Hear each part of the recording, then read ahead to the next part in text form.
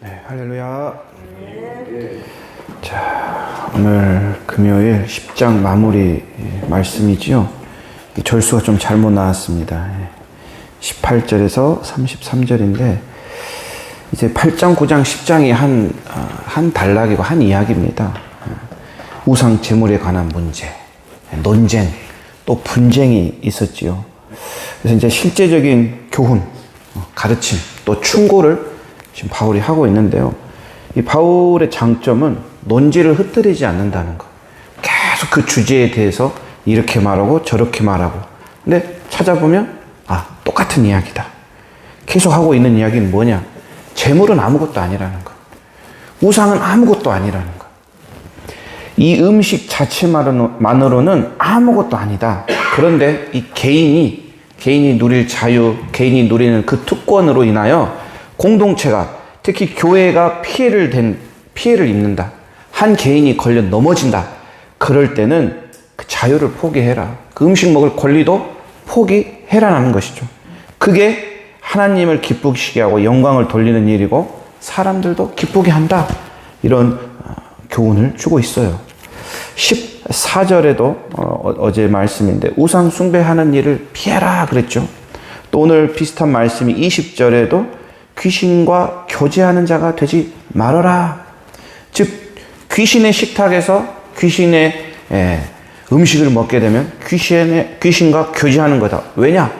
우리가 그리스도의 식탁에서, 즉 성만찬, 성찬식에서 몸을 떼어서 우리가 먹지 않습니까? 또 피를 나누어, 포도주를 나누어 마시지 않습니까?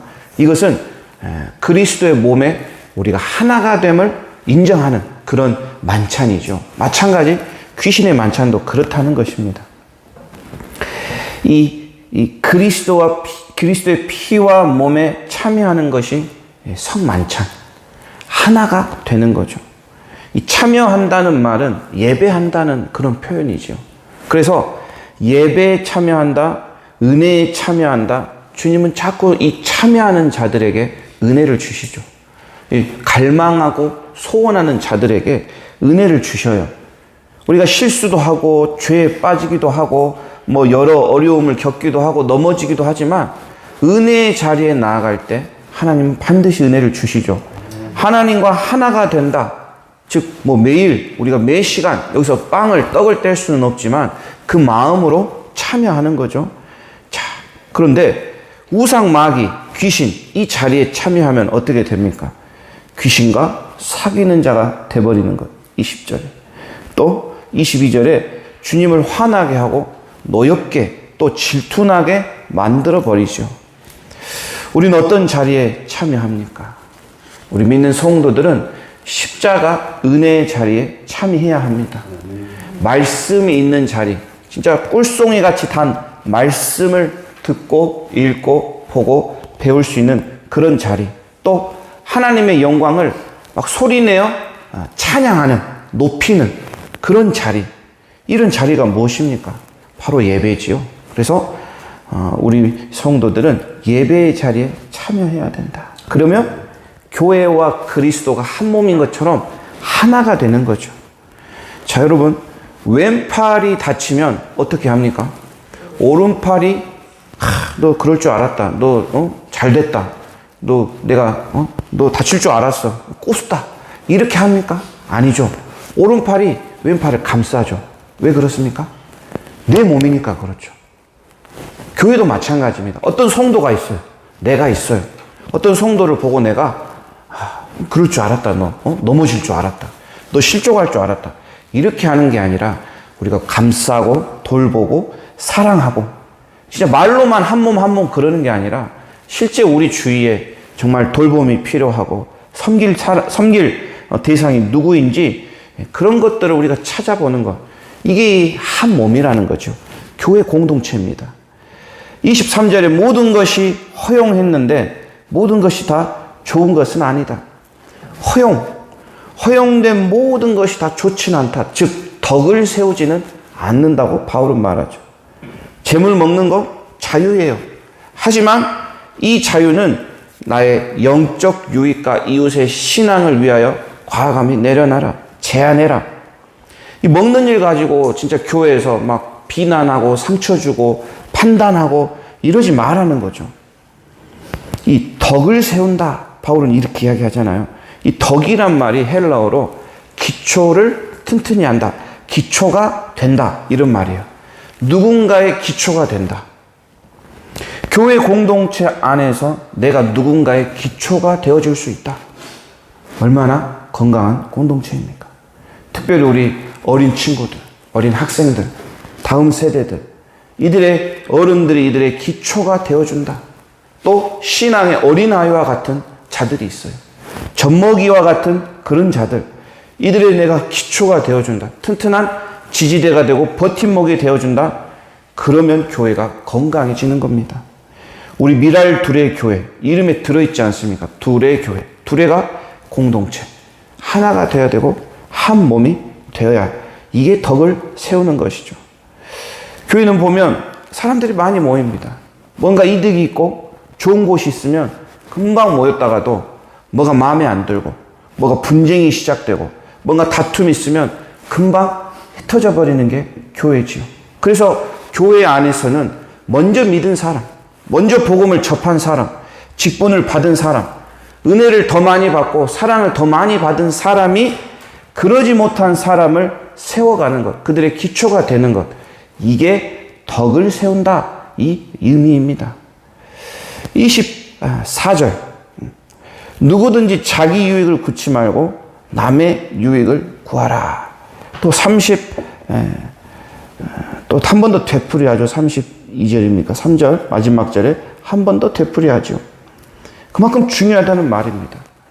여러분, 우리가 어릴 때 위인전을 많이 읽었습니다. 뭐 우리나라 위인전만 해도 엄청 많죠.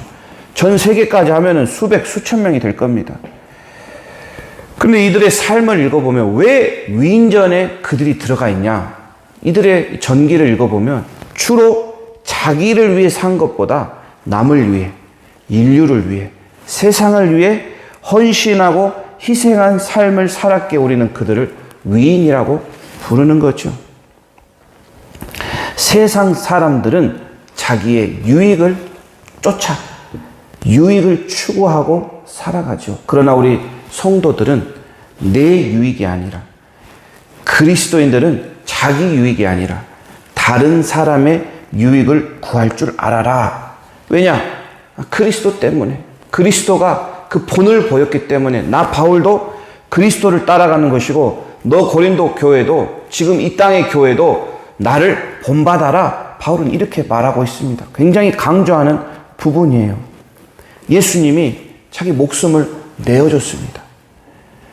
다른 사람의 유익을 위하여 자기를 죽기까지 내어줬죠. 이 그리스도의 사랑을 받아 전하는 것이 바로 덕을 세운다. 이렇게 표현합니다. 25절, 30절 쭉 내용이 바울은 우상 제물에 있어서 두 가지 이렇게 권면을 주는데요. 당시 그 우상 신전에서 제사를 드리고 남은 고기가 대부분 그 고린도 시장에서 유통이 되고 판매가 되었습니다. 이 시장에서 판 고기는 어디서 먹든 혼자 먹든 가족들이랑 먹든 모든 만물은 주님의 것이니 주님으로부터 나왔으니 감사하며 맛있게 먹어라. 그거면 된다. 이 출처가 어디서 왔냐? 이 고기 어디서 샀어요? 이렇게 꼬치꼬치 캐물을 필요가 없다는 것이죠.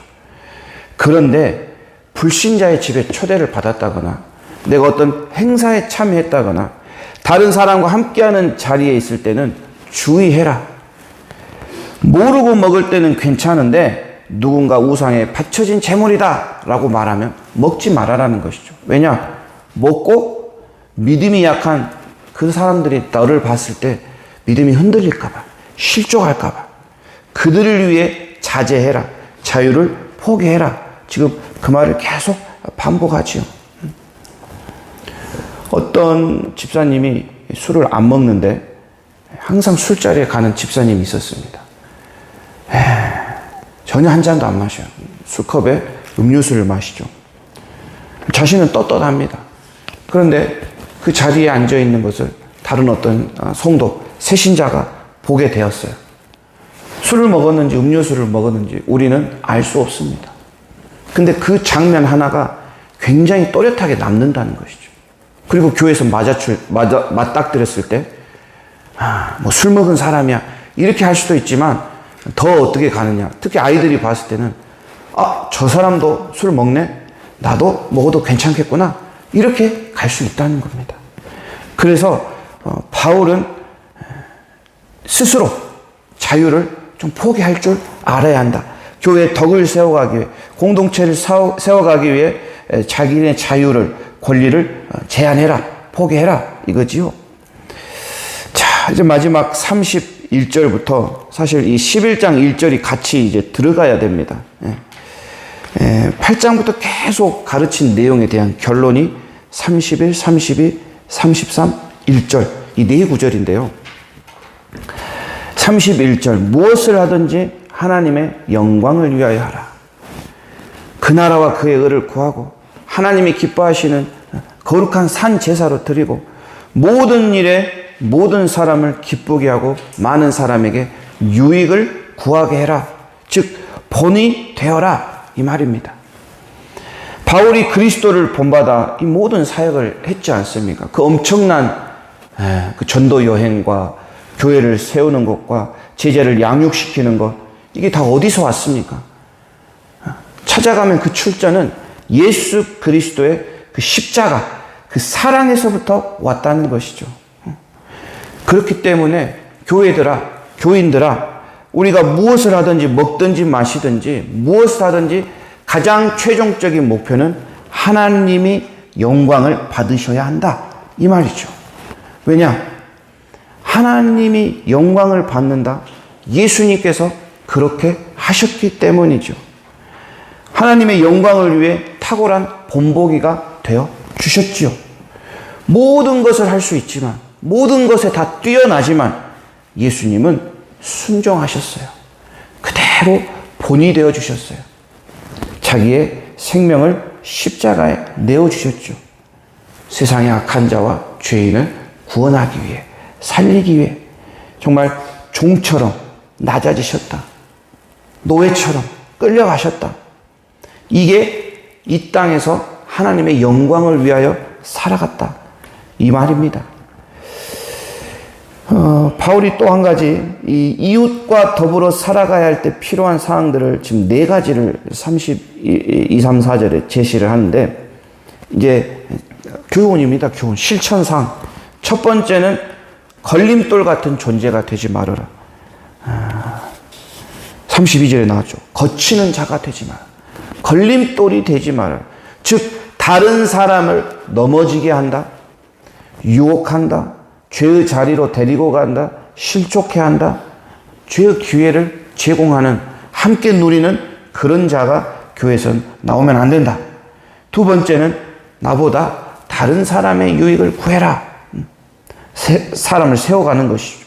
덕으로 기초가 되어주는 것이죠. 내가 조금 손해보더라도 상대가 세워질 수 있도록 조금 더 헌신해라. 또 세 번째는 많은 사람이 구원을 받아야 한다. 이게 교회의 사명이죠. 전도의 말씀입니다. 반드시 꼭 해야 할 일이 바로 많은 사람이 구원을 얻도록, 이게 하나님의 영광이 된다 말입니다.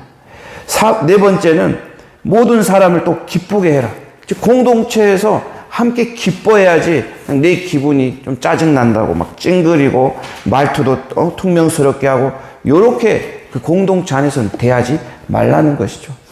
내 안에 기쁨이 있어야 상대방을 기쁘게 할 수 있죠. 내 안에 기쁨은 어디서 오는 기쁨입니까? 맛있는 걸 먹고 좋은 걸 보고 좋은 데를 가면 기쁨이냐? 그 기쁨이 아니라 하나님이 주시는 기쁨. 이게 바로 그 십자가 대속의 기쁨이죠. 성령이 주시는 희락. 가만히 있는데도 좋다는 것이죠. 엊그저께 다니엘 기도회 할 때 그 목사님, 굉장히 웃기는 목사님 있지 않습니까? 창문을 열었는데 바람이, 안녕하세요. 여러분 경험 없으십니까? 꽃을 보았는데 꽃이 막 말을 거는 것 같아요. 이거 어떻게 그게 되는 겁니까? 내 안에 성령이 강력히 움직이면 사람이 기뻐지요. 막 안에서 막 희락이 올라오지요. 그래서 모든 사람을 기쁘게 해라. 이 네 가지. 걸림돌이 되지 말아라. 두 번째는 다른 사람의 유익을 더 구해라. 세 번째는 많은 사람이 구원을 받아야 한다. 그리고 사람들을 기쁘게 해라.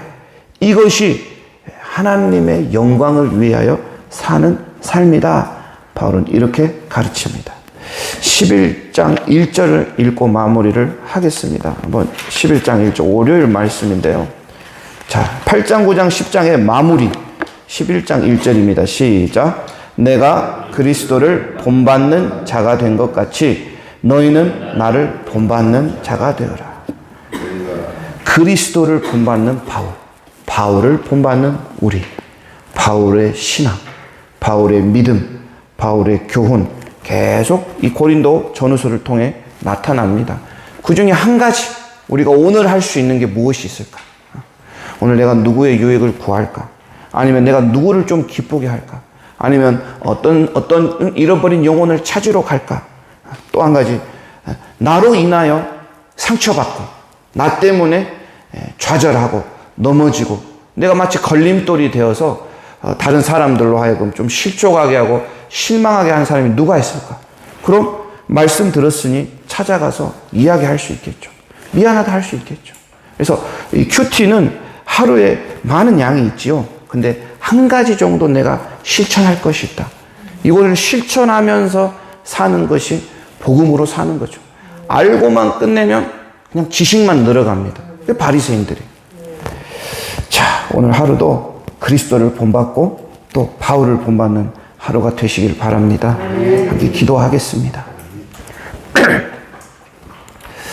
하나님 아버지, 오늘 또 11월 2주 한 주간도 주님께 매일 나와 주님 만나게 하심을 감사합니다.